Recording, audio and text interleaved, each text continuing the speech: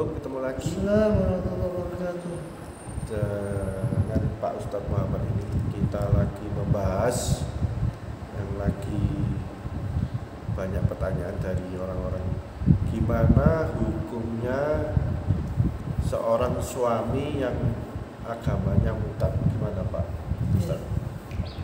Alhamdulillah, salatu wassalamu ala Rasulillah Muhammad Abdullah wa ala alihi washabihi wa wala wala haula wala quwwata illa billah. Yang kalau kaitan pertanyaan itu yang sering terjadi itu kan contohnya nanti sama nikah beda agama gitu. Iya, beda agama. Nah di situ atau memang asalnya kalau memang mau tetap dipakai kata kalimat murtadnya berarti mungkin bisa jadi dia nikahnya asalnya Islam, kemudian beda agama, apa pindah tiba-tiba di tengah-tengah pernikahan salah satu dari suami atau istri pindah agama. Ya. Jelas orang murtad itu ya tercerai dengan terpisah dengan sendirinya. Dan juga menikah beda agama tidak dibolehkan secara pendapat yang utama. Adapun ada yang mencoba ingin mengungkit masalah pernikahan dengan ahli kitab, itu pun tidak disepakati oleh para ulama tentang kebolehannya. Bahkan sebagian sahabat melarang. Sudah Abdullah bin Umar, di Sahih Bukhari kan Abdullah bin Umar mengatakan, bagaimana kamu katakan boleh, katanya Abdullah bin Umar, mereka itu loh menyekutukan Allah, dan apa dosa yang lebih daripada syirik, daripada menyekutukan Allah, dan bagaimana tidak syirik kalau mereka mengatakan Allah itu punya anak dan sebagainya, atau ada Tuhan sebagainya. Itu jelas pendapat sebagian sahabat tidak menyetujui pernikahan dengan ahli kitab. Kalaupun dipakai yang menyetujui pun, itu pun tentang ahli kitab. Seperti memang ada di surat Al-Maidah ayat 5 itu yang menghalalkan al-muhsanat al-mu'minat al-muhsanat alladzina utul kitab. Muhsanat wanita baik-baik dari kalangan orang mukmin dan wanita yang baik-baik yang dari kalangan ahli kitab itu boleh, hilal lakum, boleh bagi kalian. Nah, tapi timbul polemik lagi, siapa ahli kitab ini? Itu masalahnya. Apakah setiap Nasoro, yang pasti kan ahli kitab itu agama Nasrani di Yahudi, kita sepakati. Apakah setiap Nasrani Yahudi itu dikatakan bisa dimasukkan dalam terminologi ahli kitab sehingga boleh dinikahi? Itu pun jadi perdebatan. Jumhur ulama, mayoritas ulama mengatakan bukan. Karena ahli kitab itu terutama mazhab Syafi'i mensyaratkan bukan hanya agamanya Yahudi dan Nasrani, tapi juga harus dilihat dari nasab. Ada dua, agama dan nasab. Nasab dalam arti ayahnya, kakeknya terus ke atas itu tetap dalam agama itu dari dulu, dari sebelum Rasulullah, sebelum Nabi Muhammad SAW, dan sebelum diubah agama itu memang sudah beragama Yahudi atau Nasrani dari atas-atasnya. Itu yang boleh, yang dikatakan oleh kitab. Memang masih ada, tapi kan di sana, di Syam, di daerah Syam itu, di Samirah, Samaria, itu ada yang namanya sekte Yahudi Samirah. Turun-temurun masih ada sana. Juga Nasrani Arab yang memang dari dulu sudah pernah masuk ke dalam agama Nasrani dari zaman dulu, itu di sana ada. Di daerah Syam, di Syam itu sekarang Palestina, Syria, Lebanon, Yordan. Nah, di sekitar itu masih ada. Tapi kalau di sini, mohon maaf ya, orang Batak masuk Kristen, orang, nah ini nggak bisa dikatakan ahli kitab sehingga dibolehkan. Ya, itu muktamad, pendapat yang muktamad. Memang ada, kalau dicari pendapat sih banyak, seperti mazhab Hanafi yang tidak menganggap itu nasab itu semuanya agamanya saja, dianggap hanya masuk Yahudi, masuk Nasrani dikatakan ahli kitab, tapi itu tidak disepakati oleh jumhur atau mayoritas ulama. Sehingga hukumnya orang murtad sudah jelas, karena nikahnya tidak sah, ya berarti dia bukan dalam ikatan nikah yang resmi lagi sudah semenjak dia murtad.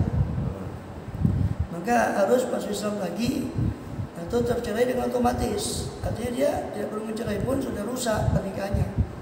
Kalau dia murtad, salah satu dari suami atau istri. Apalagi kalau dari awalnya memang sudah beda agama, ya jelas tak boleh menikah.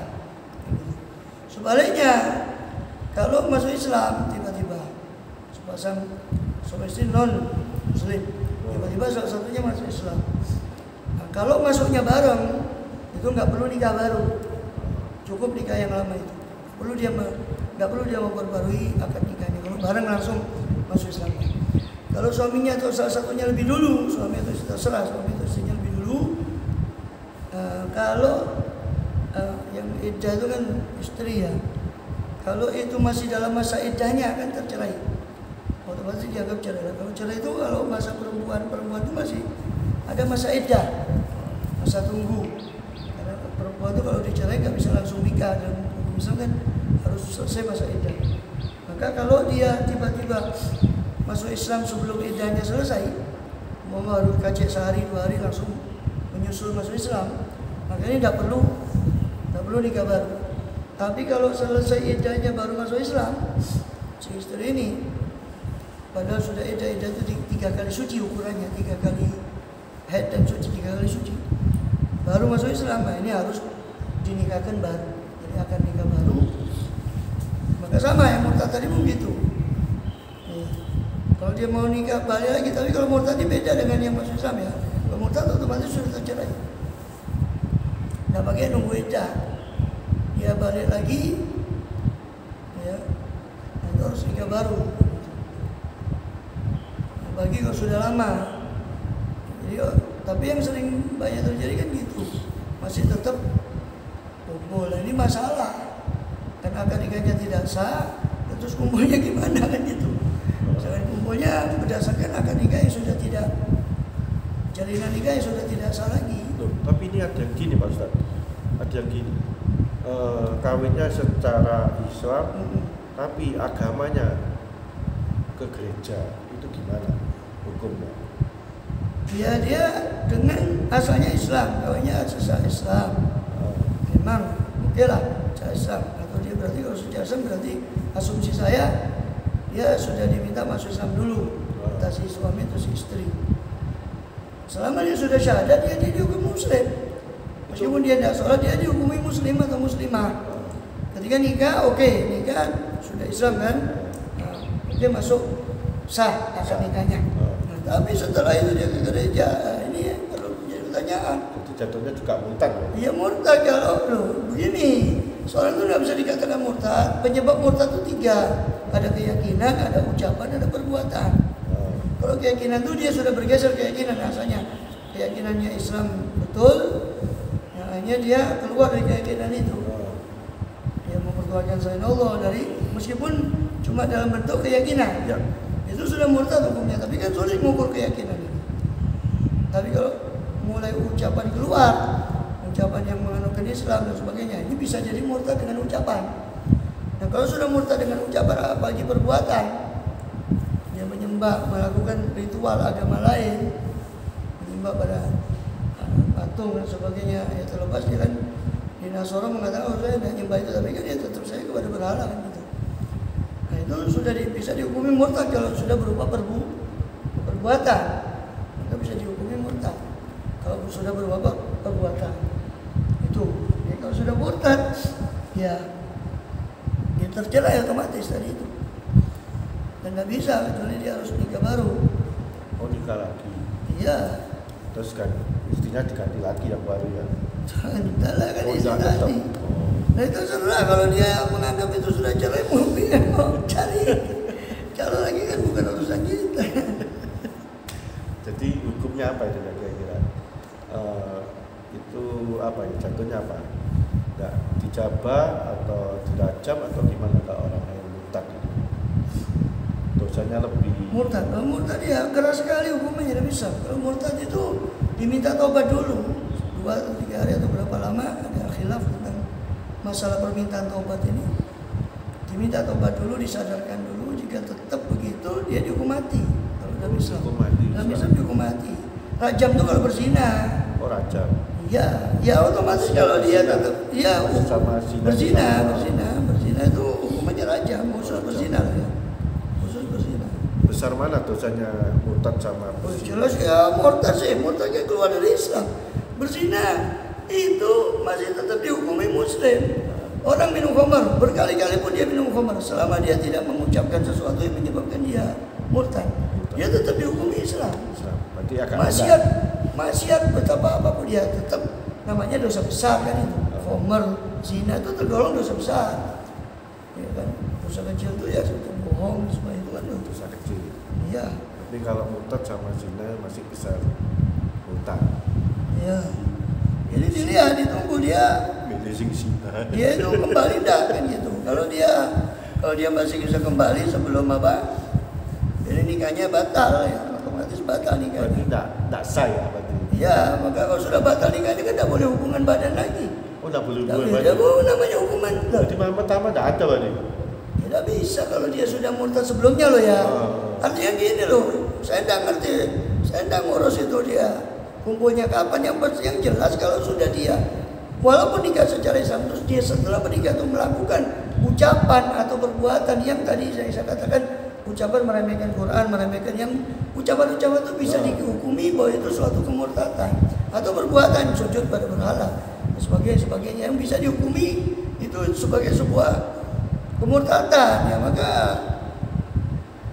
ketika melakukan suatu atau mengucapkan sesuatu yang menyebabkan dia murtad, tentu semenjak detik itu pula dia sudah murtad hukumnya. Kalau sudah murtad otomatis kan nikahnya batal ya, bukan talak ya. Batal. Ya, tapi kalau dia kembali lagi segera, dia mengucapkan syahadat lagi segera, masih bisa kembali tanpa nikah baru. Nikah baru itu terjadi kalau dia sudah lewat masa iddah, masa tunggu. Masa tunggunya 3 kali suci, haid suci, 3 kali suci, dia tetap dalam posisi murtadnya. Atau setelah 3 kali suci baru dia sadar, kembali ke Islam lagi, harus nikah baru. Nikah baru maksudnya dia tetap tarik kamu kembali loh ya. Jalan yang benar.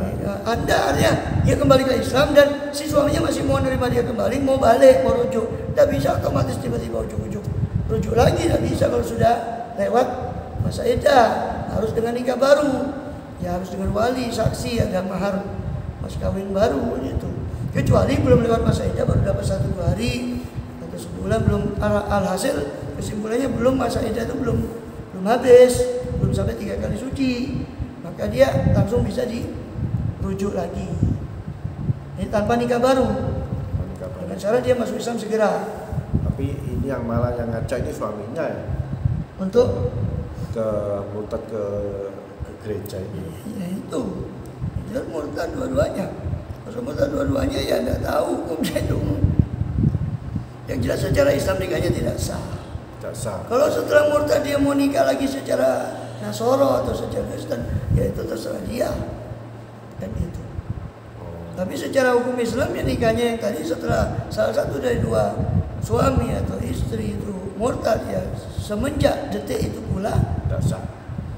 Batal akan nikahnya. Kalau sudah batal otomatis kan gitu. Lah kan nikah kan ada konsekuensi. Ini sebagai suami dan ini sebagai istri ada konsekuensi masing-masing. Boleh hubungan badan, ini wajib nafkah, begitu. Otomatis dengan terputusnya jalinan pernikahan itu kan otomatis konsekuensi tadi putus apa enggak? Putus. Putus.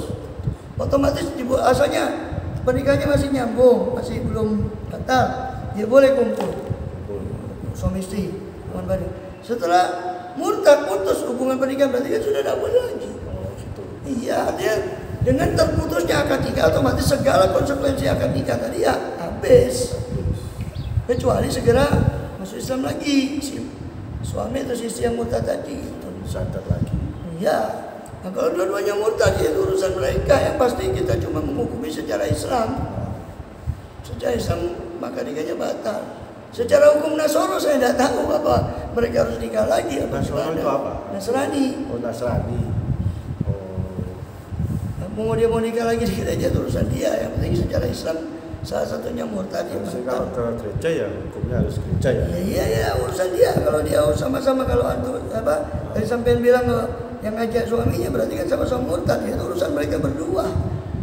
Enggak di luar hukum Islam lagi, mereka sudah keluar dari Islam. Nah, kalau murtad syahadat gimana ini? Nah, tetap diterima hukum ayatnya gimana gitu. Ya Allah kan yang lebih tahu, sedangkan kita ini kan manusia ini kan artinya kita namanya hukum tuh, hukum syariat itu patokannya tuh zahir, lahiriah. Dia udah murtad 2 kali, tiba-tiba datang ke kita, Ustaz saya masuk Islam, mengucapkan syahadat. Ya saya hukumi orang itu muslim dengan pengucapan syahadatnya tadi tuh. Kita hanya menghukumi secara lahiriah. Urusan batin dia cuma main-main, itu kan urusan dia sama Tuhan, sama Allah Ta'ala. Gitu. Bukan urusan kita, kan kita nggak bisa menghakimi batinnya orang kan. Ya, nggak bisa. Ya. Oke, jadi penjelasannya sudah jelas tentang murtad. Jadi sampai di situ dulu. Waktunya sudah habis, mau mendekati maghrib. Oke, sampai di sini dulu. Jangan lupa komentar-komentar kalau ada yang mau ditanyakan, silakan ditulis, silakan dikirim ke IG, kemana, ke TikTok, silakan. Ke kantor pos juga boleh. Oke. Assalamualaikum. Assalamualaikum.